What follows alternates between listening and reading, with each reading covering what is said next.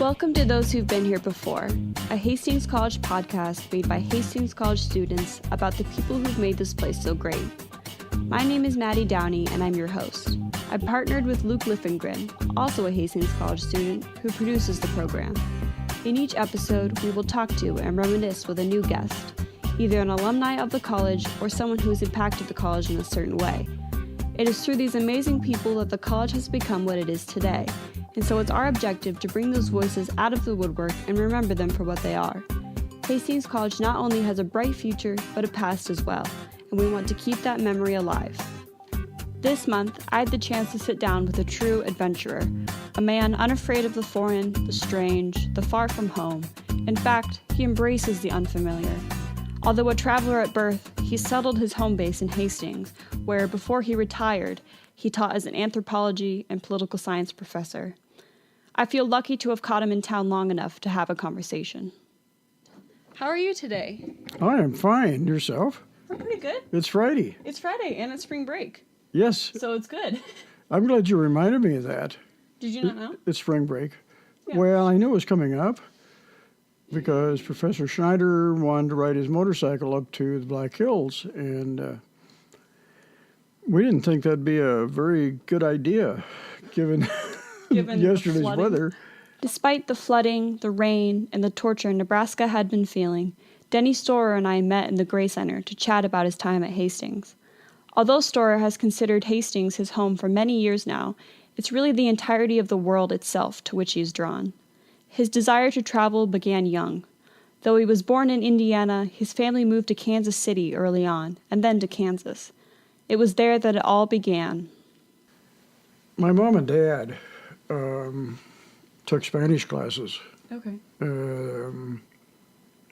When I was 10, 11, 12, and they had spent time, short periods of time, vacation time, in Mexico and Salvador, El Salvador, several times.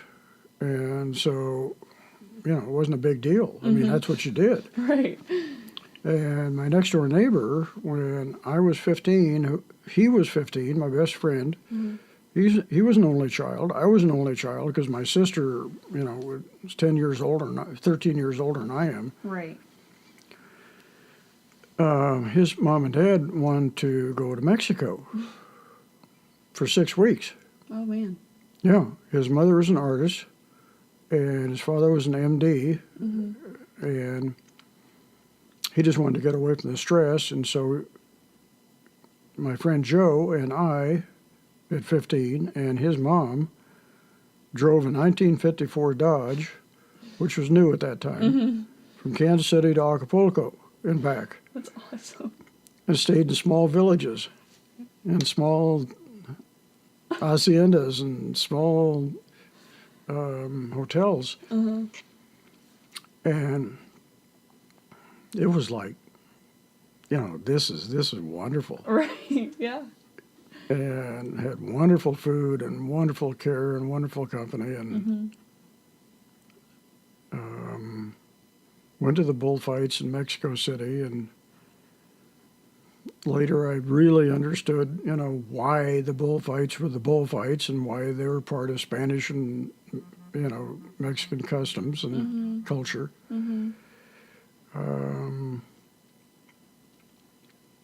And literally, the rest is history. In college, he traveled abroad to Germany, where he worked on a farm. So I worked for 6 weeks in Germany for a hospital farm that supplied all the food, or a lot of the food, for the local hospital.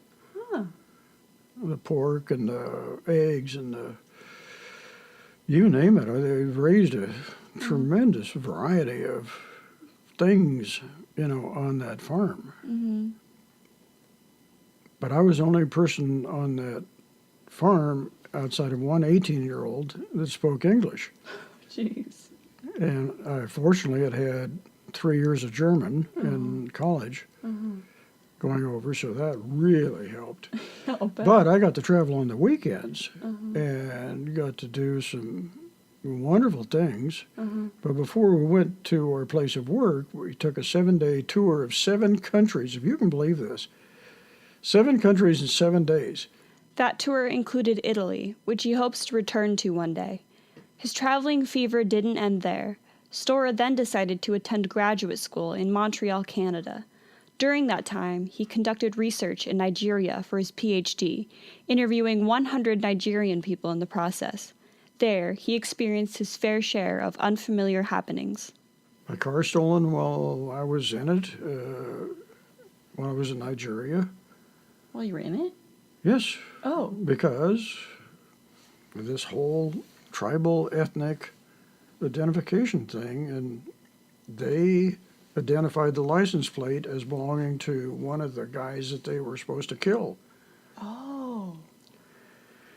And I had been told by my Canadian friends in Nigeria that because we were about 2 miles out of town, to always give the students a ride. And after class, there were 3 guys that, looked like students at the university to the highway. And I stopped and said, "You guys need a lift?" And they said, "Yeah." And I jumped in the car, and probably in 60 seconds, they said, "And we're taking your car," and produced a 13-inch ponga knife.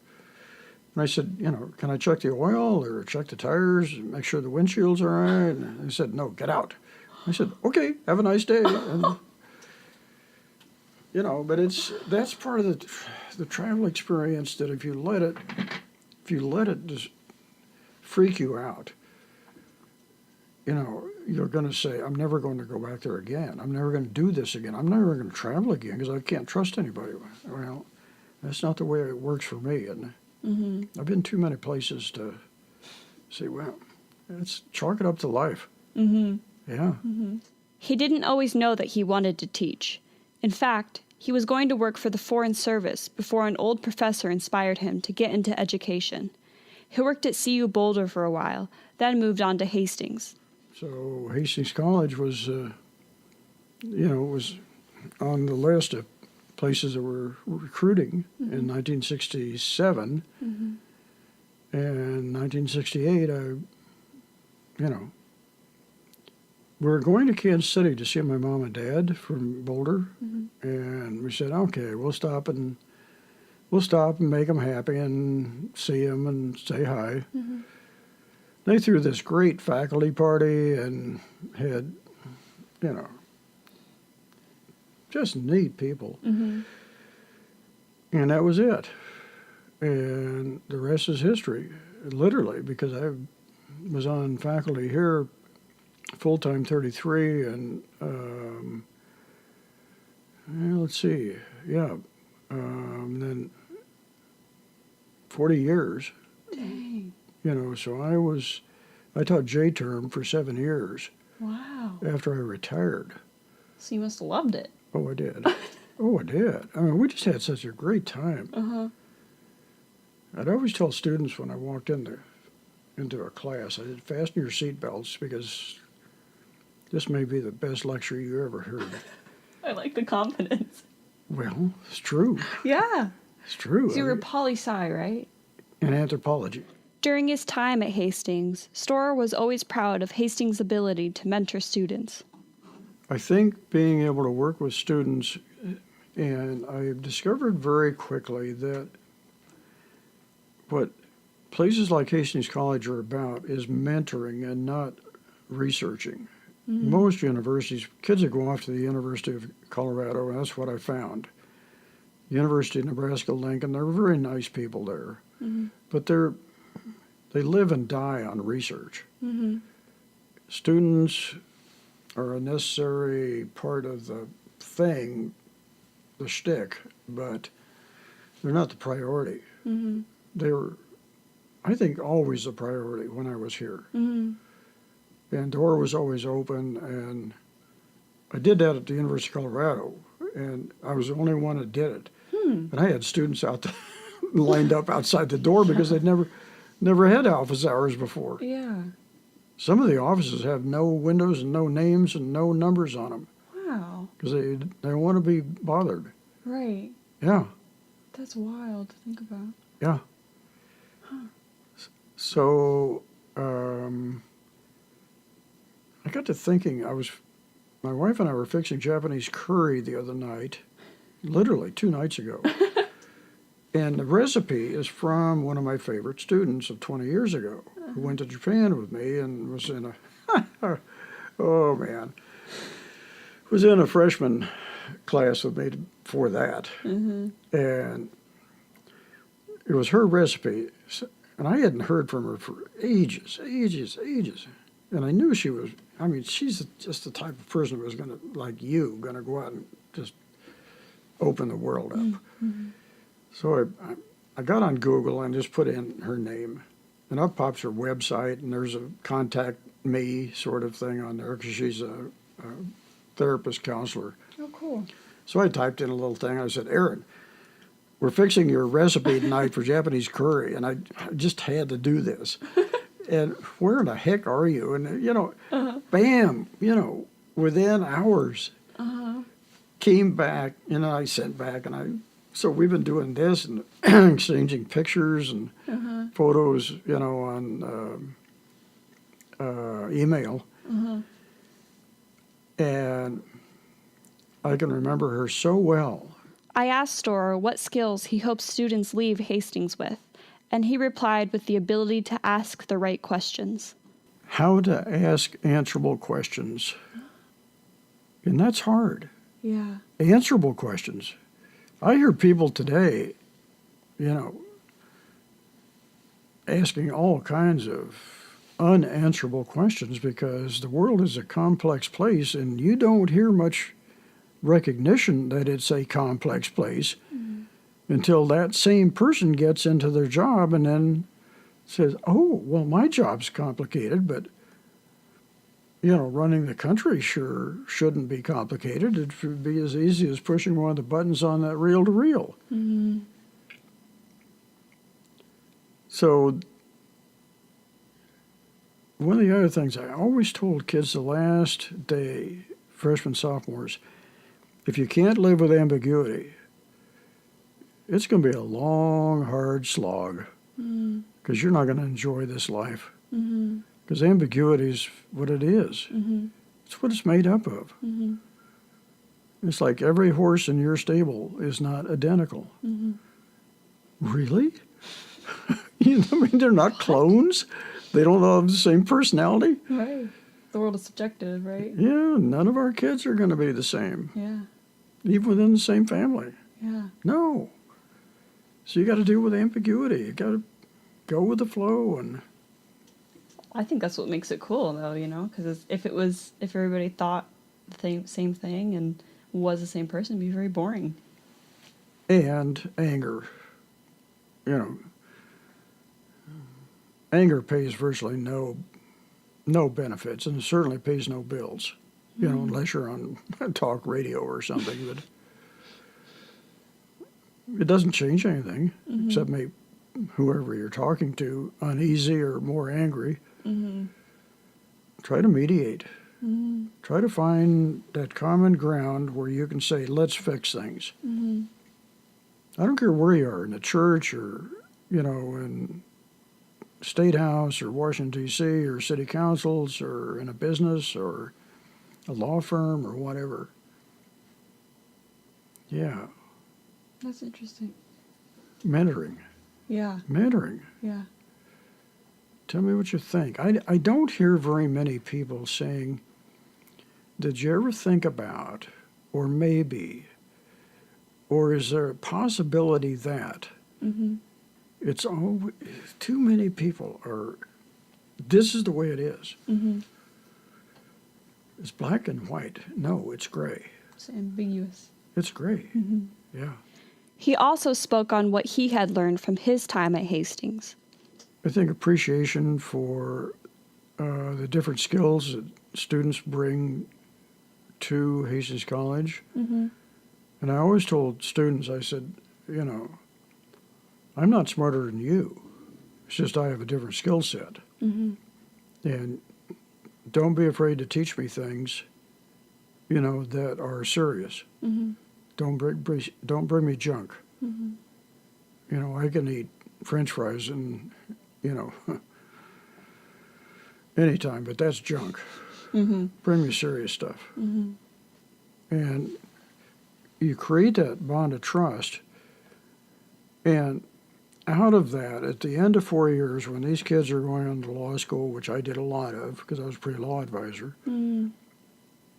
or grad school, or job interviews, and they needed a recommendation, Hastings College, I've had enough experience with those kids over 4 years that I could write them a 2-page letter. You can't do that at the university. Not very often. And they don't have time.